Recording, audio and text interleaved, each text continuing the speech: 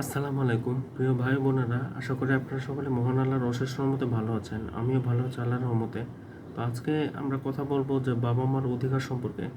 তো আবু হুরায়রা রাদিয়াল্লাহু আনহু থেকে বর্ণিত, রাসূল সাল্লাল্লাহু আলাইহি ওয়াসাল্লাম বলেছেন যে এক ব্যক্তি রাসূলুল্লাহ সাল্লাল্লাহু আলাইহি ওয়াসাল্লামকে প্রশ্ন করলেন যে ইয়া আল্লাহর রাসূল, মানুষের প্রতি সবচেয়ে বেশি অধিকার কার?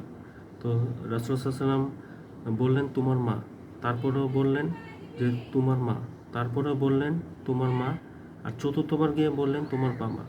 তো রাসূল বললেন যে তিনবারই তোমার মায়ের অধিকার সবচেয়ে বেশি, এবং চতুর্থ নাম্বার তিনি বাবার অধিকার সম্পর্কে বলেছেন। তো এটা হচ্ছে সহিহ মুসলিম 2548 নাম্বার হাদিস সংখ্যা। তো আমরা বাবা মার সাথে ভালো ব্যবহার করব। আর রাসূল আরও বলেছেন যে মায়ের পায়ের নিচে সন্তানের বেহেশত। কাজে আমরা চেষ্টা করব বাবা মার সাথে ভালো ব্যবহার করার এবং তাদের অধিকার যথাযথভাবে আদায় করার। তো পিতামাতার খেদমত করার মধ্যেও আল্লাহ তাআলার সন্তুষ্টি রয়েছে। তো আমরা বাবা মার সাথে ভালো ব্যবহার করব এবং তাদের সকল প্রয়োজন পূরণের ব্যবস্থা করব। আল্লাহ তাআলা আমাদের সবাইকে বাবা মার অধিকার সম্পর্কে সচেতনভাবে আদায় করার তৌফিক দান করুন। আমিন। ওয়া আখিরু দাওয়ানা আলহামদুলিল্লাহি রাব্বিল আলামিন। আসসালামু আলাইকুম। সবাই ভালো থাকবেন, পরবর্তী লাইভের অপেক্ষায় থাকবেন।